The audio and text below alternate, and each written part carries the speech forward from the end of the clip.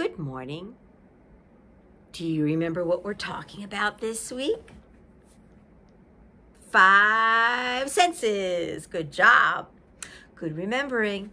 So we have been talking about how we have 5 senses to learn about our world. We use our sense of seeing to see what's around us. We use our sense of smelling. I smell my essential oils. It's on my hands too. Can you smell it? No. You can't smell through a computer, through a video. Too bad. We have our sense of taste. We use our tongue to taste. We have our sense of hearing.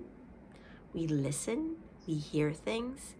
And we have our sense of touch, which uses our entire skin to be able to learn about the world, our environment, where we live, what's around us. Sometimes we learn great things by using our senses. Sometimes we learn not so great things, like stoves are hot. If you've ever touched a hot stove and you've gotten a burn, ouch. But it keeps you safe from keeping your hand there. You'll move quick, right? Yeah. Or you might be crossing the street, and even though the hand is not there, it's the walking man, a car might still come, and your eyes will see it and tell you to stop. Don't go. It's not safe. Or maybe your mommy and daddy will do that for you, right? So our senses help to keep us safe and help us to know about the world around us. There are so many good things that come from our senses. When our stomachs grumble because we smell something baking that smells yummy, or when you hear the voice of someone you love and it just makes you feel happy, or you see a furry dog and you love dogs, or you taste your favorite meal, or you touch something that you like to touch.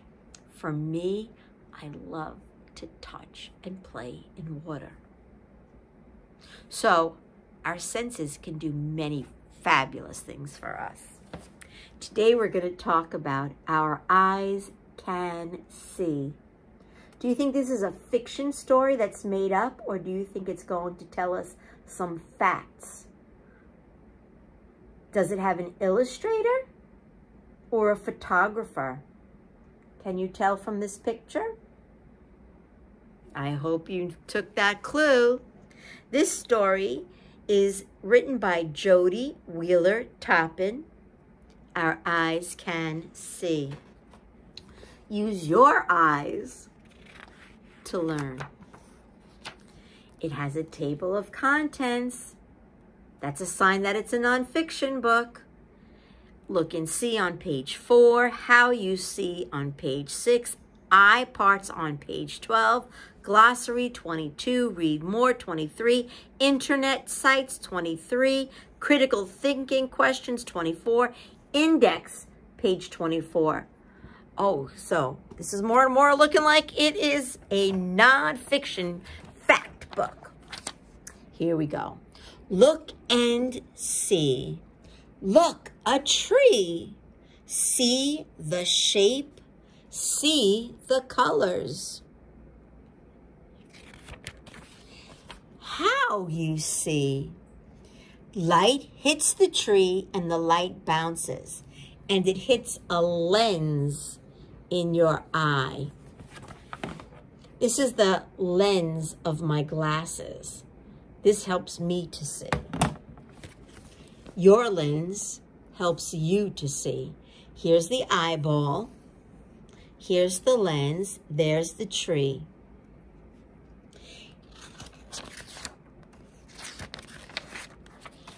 The lens bends the light hits your retina, and the retina has rods and cones. Those are just parts of your eye, the rods and the cones. It's how you see color. and shape. Rods see shape, cones see color. They signal to your brain, it's a tree you see. See, when he's looking at it, all of that is happening inside of his eye and brain. Eye parts. Look in a mirror. See the color. See the color over here? That's called the iris.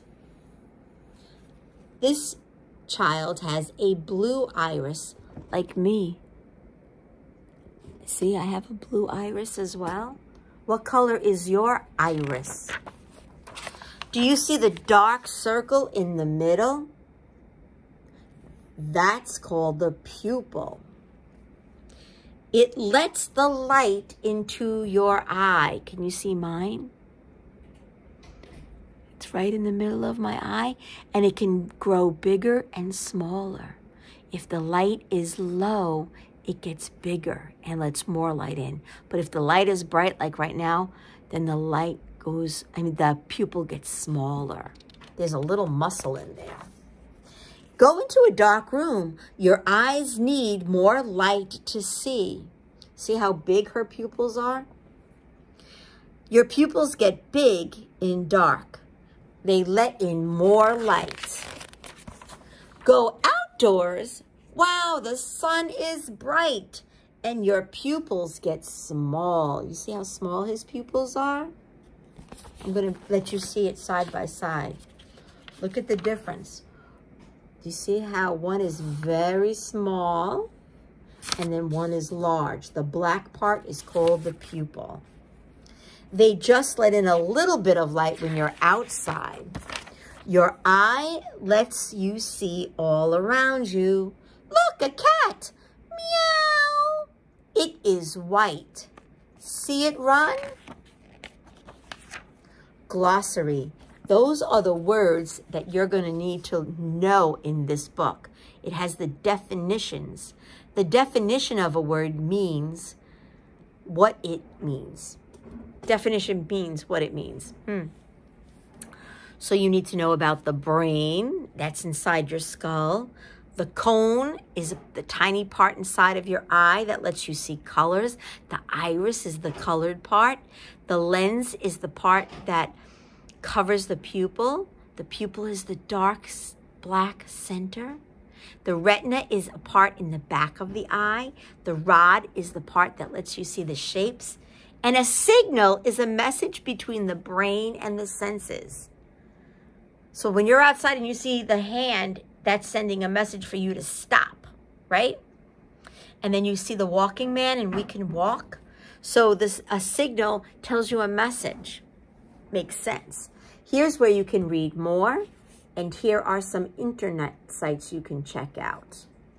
So these are the different parts of this book. And then there are some critical thinking questions. What is a retina? Do you remember? It's a part in your eye. What do the cones see? Do you remember?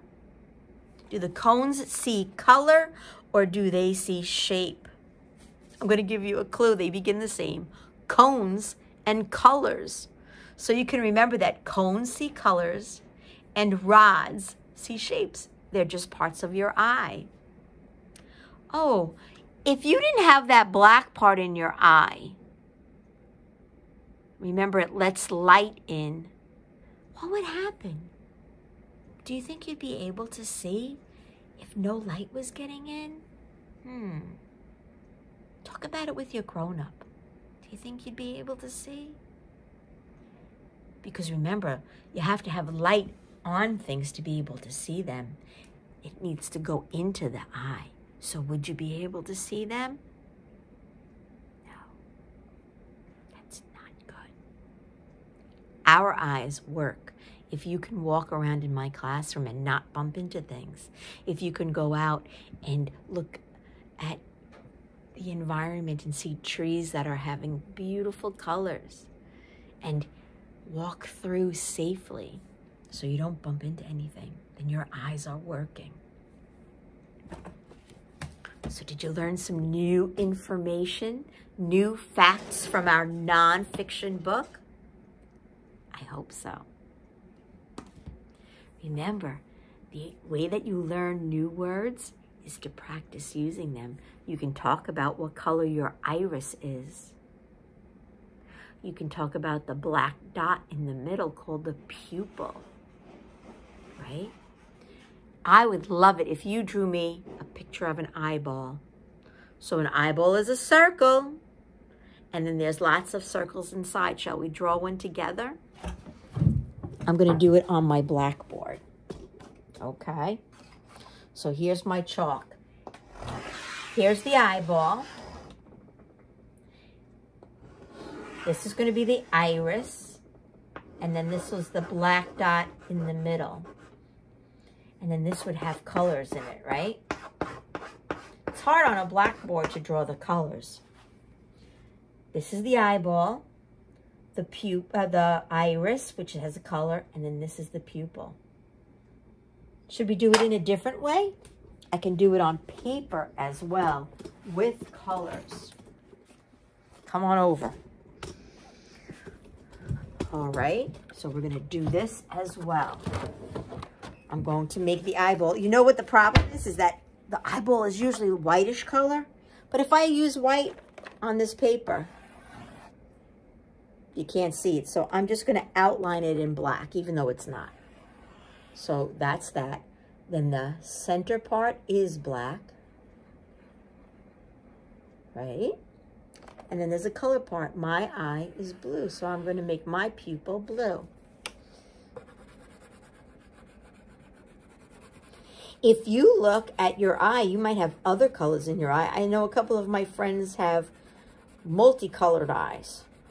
Some of them have some green and brown flecks.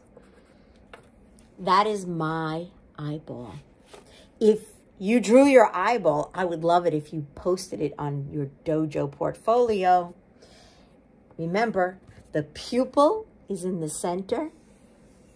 The blue or the brown or the hazel or the green part, that's your iris, and then your eyeball. And then the rods and the cones and the retina are inside the eye, behind everything. So it's behind this part.